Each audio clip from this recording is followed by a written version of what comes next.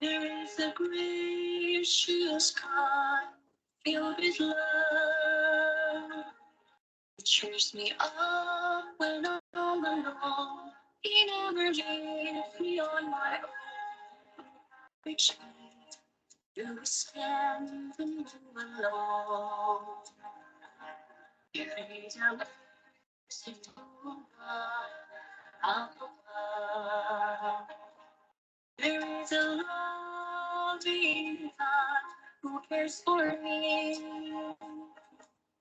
He understands this troubled world. He understands this troubled heart. He understands since the life that I hold.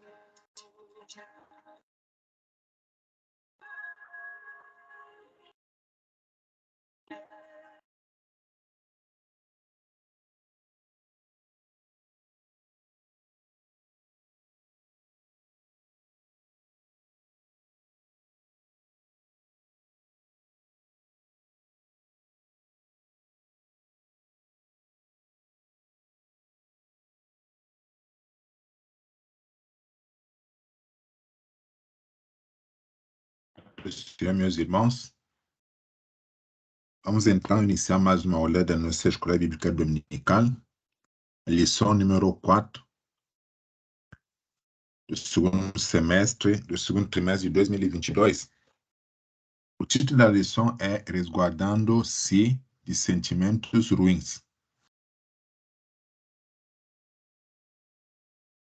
O textuário, que está em Mateus capítulo 5, versículo 22, diz o seguinte: Eu, porém, vos digo que qualquer que sem motivo se encolerizar contra o seu irmão será réu de juízo. A verdade prática diz o seguinte: a cólera e a ira não podem dominar o coração do crente. Elas devem ser evitadas e vencidas como ensino do Evangelho. Leitura bíblica em classe tem Mateus capítulo 5, versículo 21 a 26. Ouvistes o que foi dito aos antigos: não matarás, mas qualquer que matar será réu de juízo. Eu, porém, vos digo que qualquer que sem motivo se encolerizar contra o seu irmão será réu de juízo. E qualquer que chamar o seu irmão de raça será réu de sinédrio. E qualquer que lhe chamar de louco será réu do fogo do inferno. Portanto, se tu seres a tua oferta ao altar e aí te lembras de que teu irmão tem alguma coisa contra ti, deixa ali diante do altar a tua oferta e vai reconciliar-te primeiro com teu irmão. E depois vem e apresenta a tua oferta. Concilia-te depressa como teu adversário enquanto está no caminho com ele, para que não aconteça que o adversário te entregue ao juiz, o juiz te entregue ao oficial e te inserem na prisão. Em verdade te digo, e se de maneira nenhuma sairá dali, enquanto não pagares a última sétima. O objetivo da nossa lição é expor que o Evangelho não é antimonista. O segundo objetivo é apontar que a cólera é o primeiro passo para o homicídio. E o terceiro objetivo é relacionar o ato de oferta com a desavança. A nossa revista agora, irmãos, tem uma outra parte muito importante que traz as motivações da lição. Então, destacamos as 3 motivações dessa lição, sugeridas pela a revista, onde elas fala a respeito das pessoas que praticam ações trágicas por causa de atos precipitados e impensados. Outra motivação trata de uma pausa, né? Se houvesse uma pausa e se desviasse o pensamento por alguns instantes, o mal não ocorreria. E a terceira motivação fala a respeito das consequências.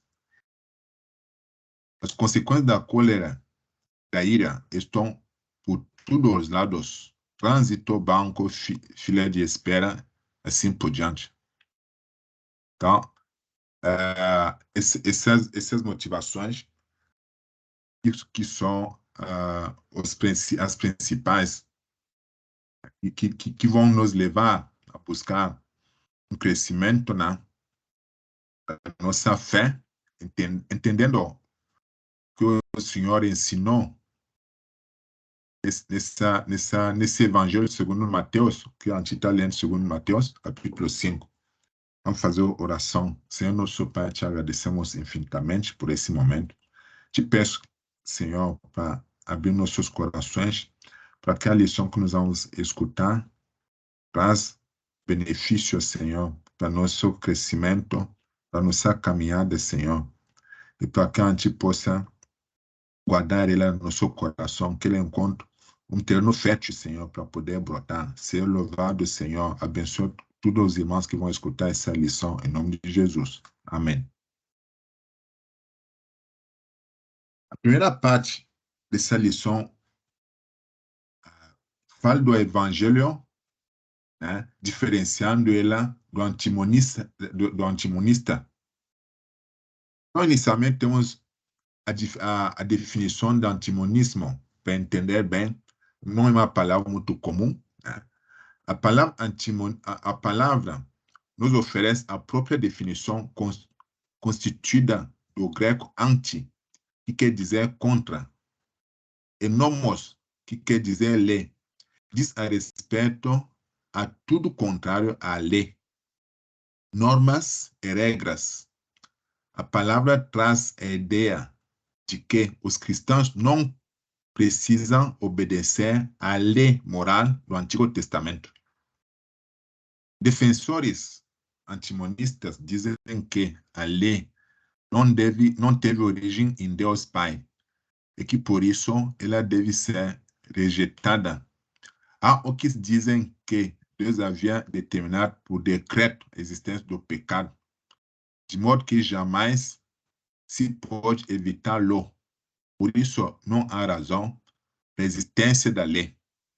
Por fim, outros ainda defendem simplesmente que a lei é oposta ao Evangelho. Entretanto, veremos que esse ensino viola as Escrituras e o antimonismo é um desvio da palavra de Deus, de acordo com Romanos 6, capítulo 15, Romanos 6, versículos 15 a 16. Então, já observamos que tem um monte de ideias, né, particulares das pessoas que não conhecem nem a palavra de Deus. Cada um interpreta, cada um escreve um artigo do jeito que entende, né? Mas a nossa bússola é a palavra de Deus, né, que demonstra que o ensino, esses ensinamentos que dizem que o Senhor determinou que o pecado determinou o pecado por decreto, violam todas as Santas Escrituras.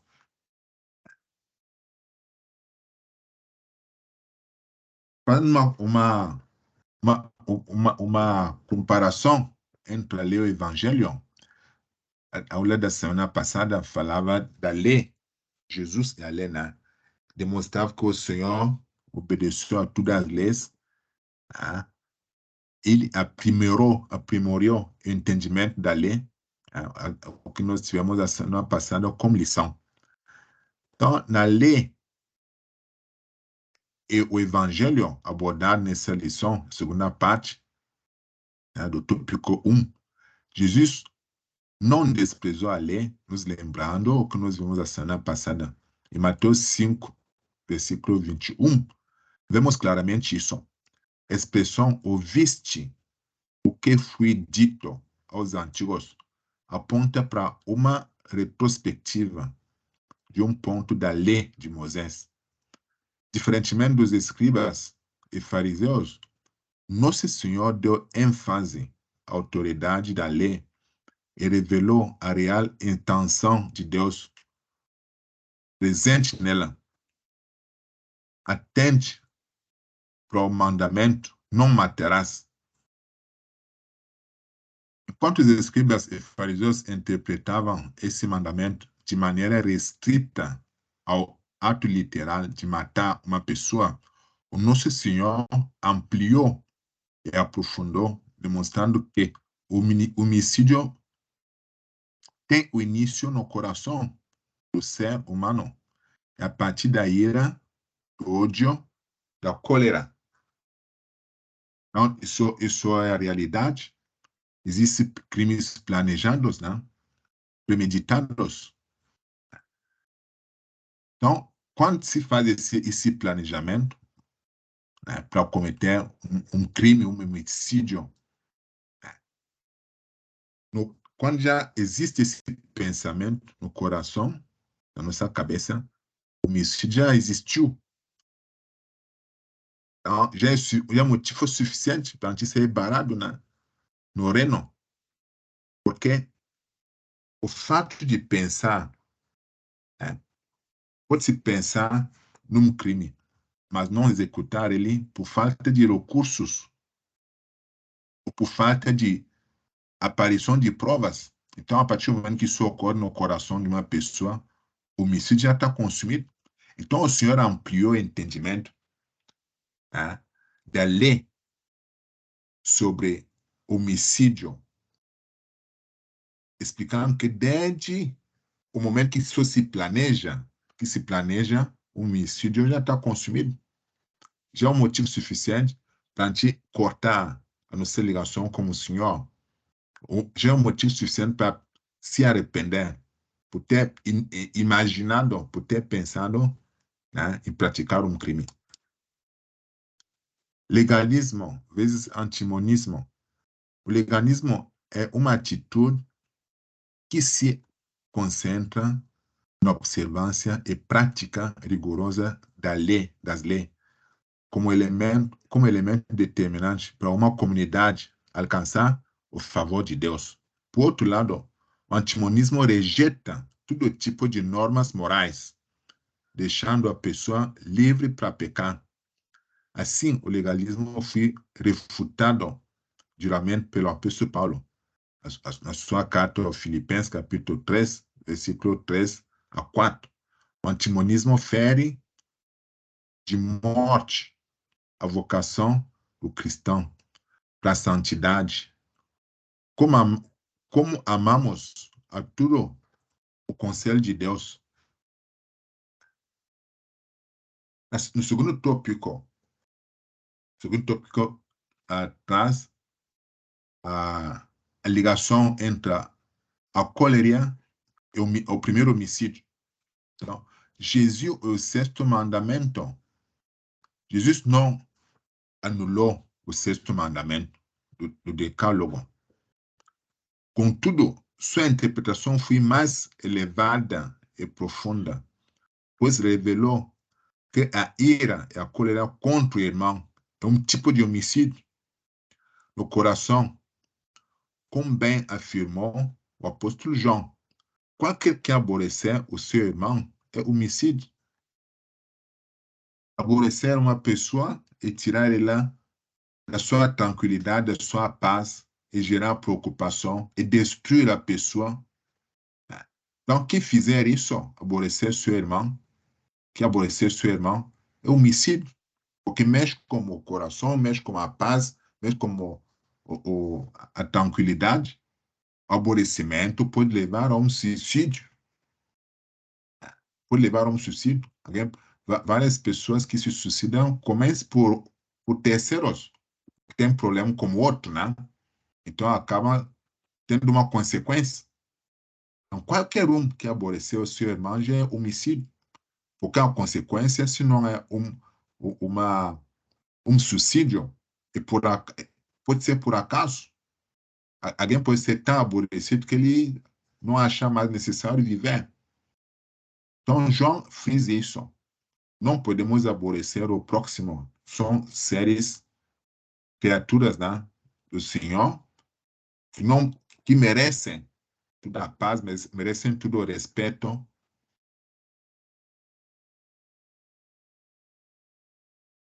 E vós sabeis que nenhum homicídio tem permanente nele a vida eterna. Portanto, o sexto mandamento não envolve apenas uma sensação penal, mas elemento mais profundo, com a palavra, emoção, insultos e outras ações que se antecipam ao homicídio. Então, o Senhor esclareceu nessa parte aqui que não se deve, embora não se deve esperar uma penalidade por ter pensando em cometer um homicídio, por ter aborrecido alguém, mas perante Deus, nós estamos sujeitos a uma condenação. Estamos sujeitos a uma condenação. Qualquer injúria, qualquer insulto, qualquer mexido com a emoção, né? Qualquer pensamento, até com palavra não pronunciada, o Espírito Santo nos reclama a reconciliação, né? Ele aponta a nossa falha. O fato de pensar em cometer um homicídio, insultar alguém no coração, sem pronunciar a palavra, ele é sujeito a uma penalidade, não perante os homens, porque os homens não ouvem. Então, o Senhor aperfeiçoa esse entendimento, dizendo que o que passa no seu coração é tão grave que a gente executa. Acolhe no contexto bíblico, tanto nos Salmos como a carta de Paulo a Efésios. A ira é uma emoção humana. Por isso, na Bíblia, vemos pessoas justas se irando contra o pecado. Então, a ira não é totalmente proibida, é proibida contra as pessoas, não é proibida contra um fenômeno, né, que temos que combater. Então, pessoas sérias, pessoas justas se irando contra o pecado, isso sim, contra suas atitudes, contra sua fraqueza, né, contra suas preguiças, isso sim, e não contra uma pessoa, um ser de Deus, uma criatura de Deus. Por isso a Bíblia, contra o ato dos humanos, contra o desrespeito da palavra de Deus, essa ira sim não é permitida. Nosso Senhor manifestou a ira contra os que faziam do templo um covil de ladrões. Por um bom motivo. Demonstrou a ira, botou a ordem, botou disciplina. A ser rancor era para fazer uma disciplina. Entretanto, a ira não pode nos controlar. Não podemos ser irados, né, a ponto de ignorar as consequências, de ficar descontrolados. Né? Devemos examinar se ela provém de um espírito reto, de um coração puro, ou se é uma obra da carne, do tipo pecaminosa, orgulhosa, odiosa, né? Ou vingativa. Quando a ira provém desses fatores, nós temos que combater ela. Ela não pode nos controlar. Nós que temos que controlar a ira. Né? Tem situações que podem nos aborrecer. Tem situações que podem nos levar a assumir autoridade para organizar as coisas, mas não podem vir, né, da carne, não pode ser uma forma de tomar conta da situação, né? De se vingar, né? De prejudicar alguém. O imperativo bíblico é que a ira não pode nos dominar. Efésios capítulo 4, versículo 26, Hebreus também, capítulo 2, versículo 15. A ira tem que ser sob controle, nós devemos controlar a ira. O valor das pessoas, as criaturas de Deus, em Mateus 5, versículo 21 e 22, Jesus enfatizou o valor da pessoa humana. Por isso, chamar alguém de raça, que significa inútil, ou cabeça oca e vazia, é uma ofensa grave, igualada a uma blasfêmia. Quem pode criar uma pessoa? Ninguém. Dá para desenvolver um robô, mas ele não tem nenhuma similaridade ao homem. Não se compara ao homem, não se compara a todas as qualidades que Deus deu para o homem. Pode se fazer uma máquina sofisticada, tá? Não se compara ao homem. Todos os homens são um diferente do outro. Várias pessoas que existem são um diferente do outro, seja fisicamente, seja no caráter, tem várias diferenças. É Deus que fez as pessoas assim, com sua genialidade. Portanto, não podemos botar defeito na criatura de Deus, de Deus que criou o homem. Não podemos chamar alguém que o Senhor criou, que deu sua sabedoria, sua inteligência, deu seu sopro, né? Chamar essa pessoa de inútil, chamar essa pessoa de cabeça oca, injuriar as pessoas. Né? Isso não pode ser tolerada. Tá? Chamar outro de louco também não pode. É Deus que sabe como criou cada um de nós. Quem somos nós para chamar o outro de qualquer coisa? Não temos esse poder, não. Nós temos esse poder. Vamos examinar nossas obras. O que nós já fizemos que fica similar ao que Deus fez? Praticamente nada. Estamos nos esforçando aí para aprender alguma coisa. Com muito esforço e muito sacrifício, a gente aprende tudo errado ainda. Então, que somos nós para chamar a criatura de Deus de cabeça oca?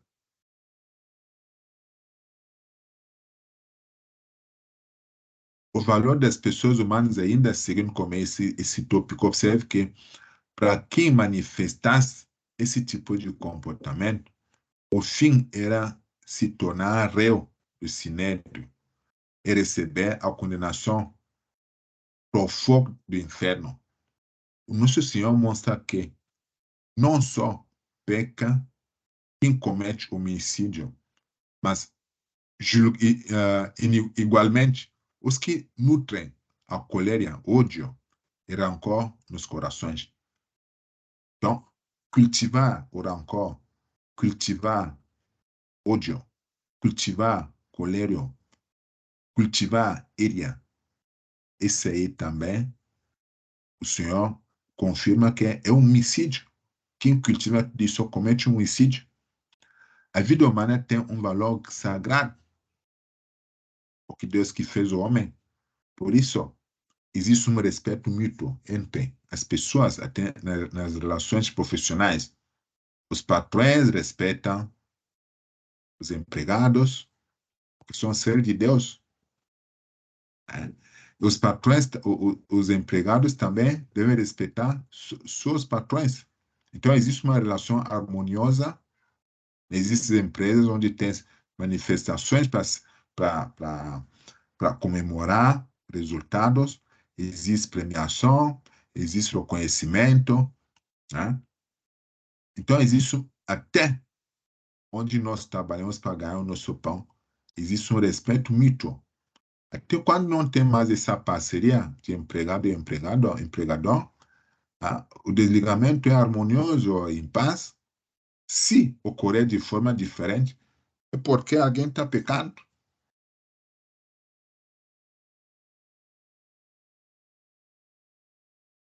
se nós temos todos esses problemas, essas limitações, tanto aparentes como dissimulados, né?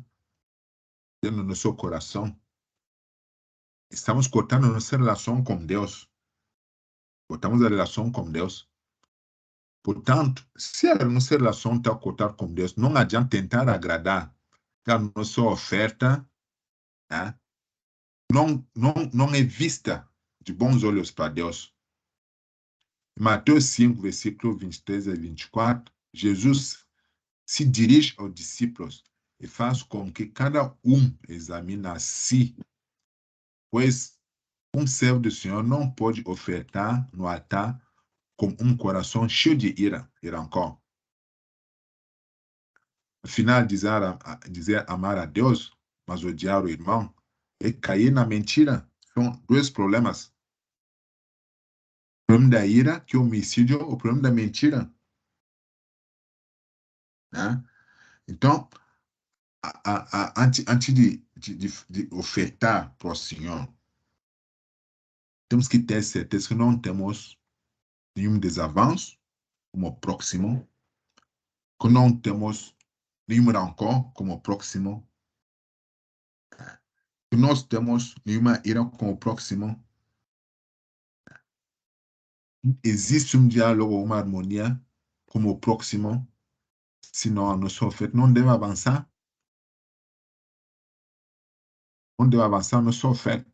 Não podemos agradar a Deus se o nosso irmão que está perto, o ser vivo que está na nossa volta, tem desavanço conosco. Para o judeu, ofertar era um ato sagrado, e tal atitude fazia-o reconhecer a bondade de Deus para com eles. Êxodo, capítulo 25, versículo 2. Nesse sentido, o Senhor Jesus valorizava esse ato. Entretanto, não adiantava reconhecer a bondade de Deus, mas não se reconciliar como irmão. Então, primeiro a reconciliação como irmão, a paz com o nosso próximo, e depois, então, agradar a Deus. A partir de lá, a nossa oferta tem um significado perante Deus. Temos que evitar desavanços. Mateus averte o Senhor averte os discípulos quando o problema de desavanço entre irmãos. No versículo 25 e 26 de Mateus, nosso Senhor enfatiza que é preciso buscar uma solução para desavanças entre irmãos fora do tribunal. É por isso que, às vezes, para quem acompanha os processos, o pessoal da área jurídica, existe o que se chama acordo.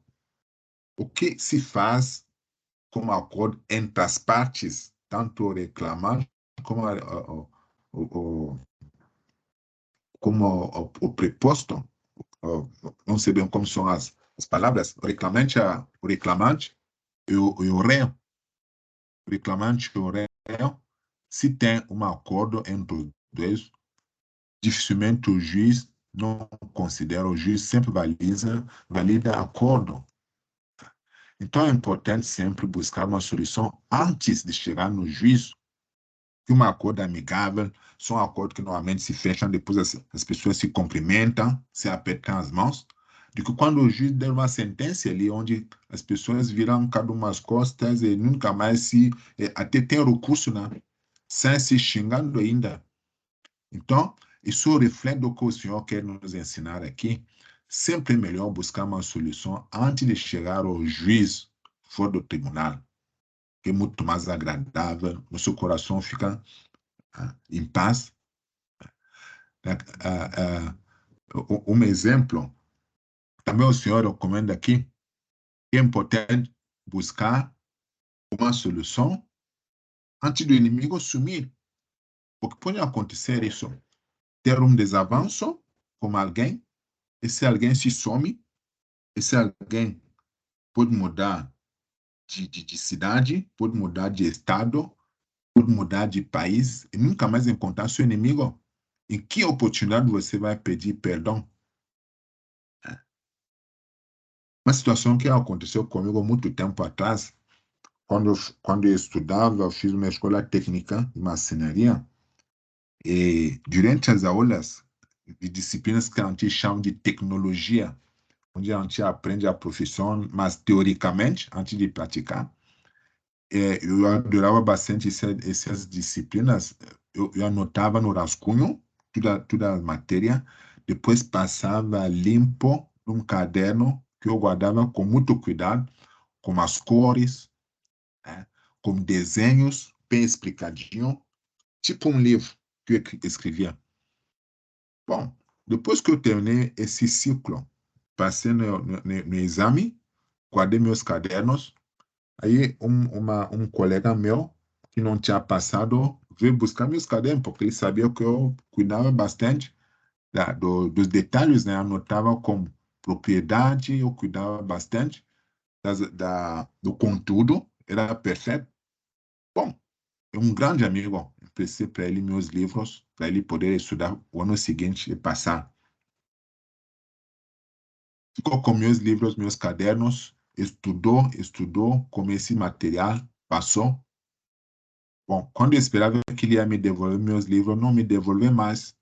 Não me devolveu meus livros, meus cadernos, que eu achava muito precioso. Simplesmente não me devolveu. Fui procurar ele para me devolver os livros. Não, começou a, a, a me mentir. Eu sei que levou quase um ano. Eu encontrando ele várias vezes, sempre me dava um motivo para não me devolver meus cadernos, né? Uns cadernos preciosos, não sei o que ele fez com eles até hoje. Eu sei que começou um desavanço entre nós dois. Depois disso, ele sumiu da cidade, não encontrava mais ele. Mas sempre pensava nos meus livros, todo o trabalho que eu fiz. Como isso não saía do meu coração, procurei uma libertação. Diz que eu preciso me libertar dessa idolatria dos cadernos, dos livros, de tudo isso aí. E tu me amarás nisso aí. Agora eu estou em desavanço com alguém. O Senhor me libertou disso. Só que faltava encontrar esse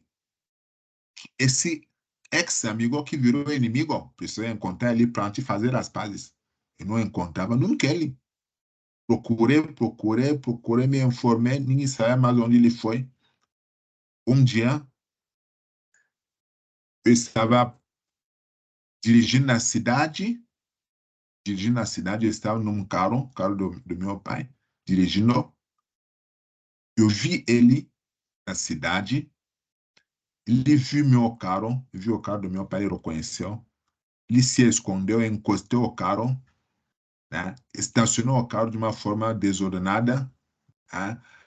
Qualquer lugar ali, para que ele não escapasse, eu estava na direção, ele a pé, tinha que encostar o carro, encostou o carro, eu fui atrás dele, ele correu, eu corri atrás dele, peguei ele, para dizer para ele que não, eu estou te procurando para a gente fazer as pazes, não cobro mais os livros, não quero mais os cadernos, esqueci tudo, vamos voltar a ser amigos. A partir de lá, quando eu encontrei ele, meu coração, encontrou uma paz que eu nunca tinha antes. Porque primeiro ele era um grande amigo, depois nós terminamos dessa forma, o Senhor me libertou, não podia perder ele antes, ficamos quase 4 anos estudando juntos, o Senhor permitiu que eu pudesse fazer as pazes com ele, e depois eu vim aqui no Brasil, nunca mais tive notícia dele. Então, nunca podemos pensar que temos o tempo todo. O nosso inimigo pode fugir e faltar para nós a oportunidade de fazer as pazes. E como que ficam nossas ofertas? Né? Então, precisamos evitar desavanços. O Senhor, portanto, nos convida a sanar as desavanças entre nós. E assim perseveramos preservamos o bom testemunho. Atentemos para a reflexão, indagação do apóstolo Paulo, que está em 1 Coríntios capítulo 6, versículo 1. e 5. Então, precisamos buscar as pazes com o nosso próximo. Precisamos orar ainda para que o nosso próximo esteja disposto a nos ouvir. Mostrei ali duas figuras, uma figura à esquerda, onde um busca a paz, o outro recua, não quer, está com o punho fechado, não quer cumprimentar. E o outro lado, o lado direto, onde as duas partes fazem a paz. O coração agradece, o Senhor agradece. Né? Cada vez que somos todos seres preciosos de Deus, Ele quer que nós vivemos em paz. É a mesma coisa que temos filhos, né? Aqui tem mais de um filho. Se os filhos andam o tempo todo brigando, os pais não ficam contentes. Então o Senhor fica contente, ele fica, ele fica, ele agradece, ele gosta que os seus filhos estejam em harmonia, né?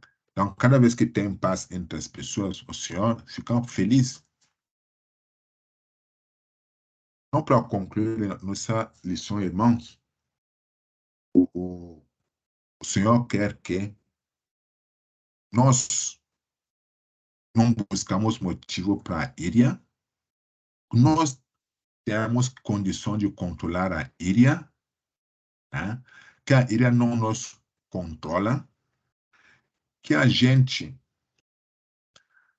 não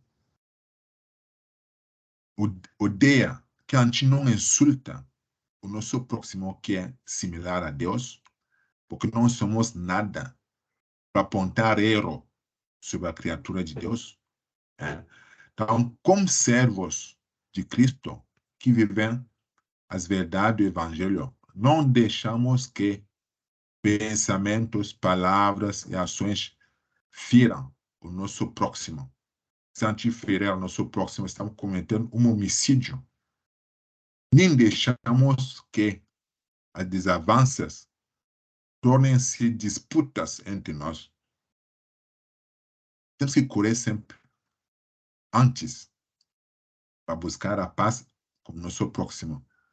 Porque esse próximo pode sumir, a gente não tem mais essa oportunidade. Enquanto desavenças e desentendimento, a luz das Escrituras deve ser a reconciliação imediata.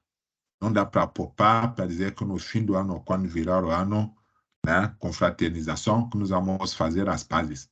Tem que ser imediato. Que o Senhor abençoe cada um de nós e que essa palavra encontre um espaço nos nossos corações. Amém, irmãos?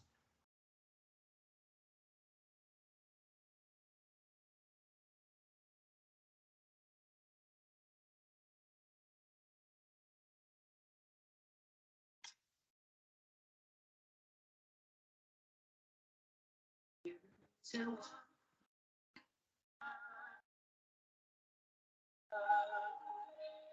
there is a light behind of everything.